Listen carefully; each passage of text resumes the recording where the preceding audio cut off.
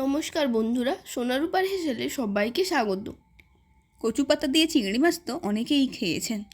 চলুন দেখে নিই লাউ শাক দিয়ে চিংড়ি মাছের এই সহজ রেসিপি কিভাবে বানাবো আমরা। এটি বানানোর জন্য প্রথমেই নিয়েছি লবণ হলুদ মাখানো চিংড়ি মাছ, মিহি করে কুচোনো লাউ শাক, এখানে নরম শাক নিলে ভালো হয়, লবণ, হলুদ গুঁড়ো, লঙ্কার গুঁড়ো, চেরা কাঁচা লঙ্কা, পোস্ত, সাদা কালো সর্ষে, আর লাগছে সর্ষের তেল। প্রথমে আমাদের লাউ শাকটাকে ভালো করে ধুয়ে নিতে হবে। এর জন্য একটি পাত্রে লাউ শাক রেখে ওর মধ্যে দিয়ে দেবো পরিমাণের থেকে একটু বেশি পরিমাণ লবণ।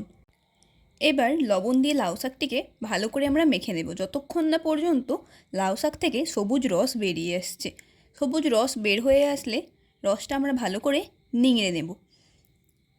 রস নিংড়ানো হয়ে গেলে নিংড়ে রাখা শাকের মধ্যে আমরা আবার দিয়ে দেব সাদা জল এবং লাউ শাকটি ভালো করে ধুয়ে নিংড়ে নেব। যতক্ষণ না পর্যন্ত লাউ শাক থেকে সবুজ রসটা বেরোনো বন্ধ হচ্ছে ততক্ষণ আমরা জল দিয়ে ধুতে থাকব। দেখুন এরকমভাবে লাউ শাকটি হবে।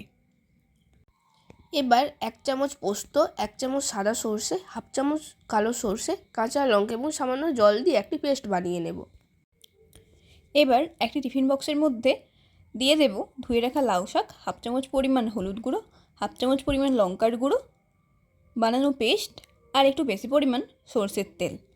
সমস্ত উপকরণগুলি ভালো করে আমরা মাখিয়ে নেব। মাখানোর সময় দিয়ে দেব অল্প পরিমাণ মিক্সি ধোয়া জল।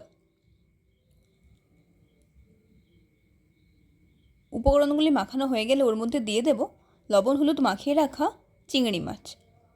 আমরা কিন্তু এর মধ্যে কোনো এক্সট্রা জল ব্যবহার করব না। চিংড়ি মাছ থেকে যে জল বের হবে ওতেই ভালো করে রান্না হয়ে যাবে। সমস্ত উপকরণ ভালো করে মাখানো হয়ে গেলে সবে শেষে ওপর থেকে ছড়িয়ে দেব সরষের তেল। এবার টিফিন বক্সের ঢাকনা বন্ধ করে দেব। মাছটি ভাপানোর জন্য একটি পাত্রের মধ্যে জল দিয়ে গরম করে নেব।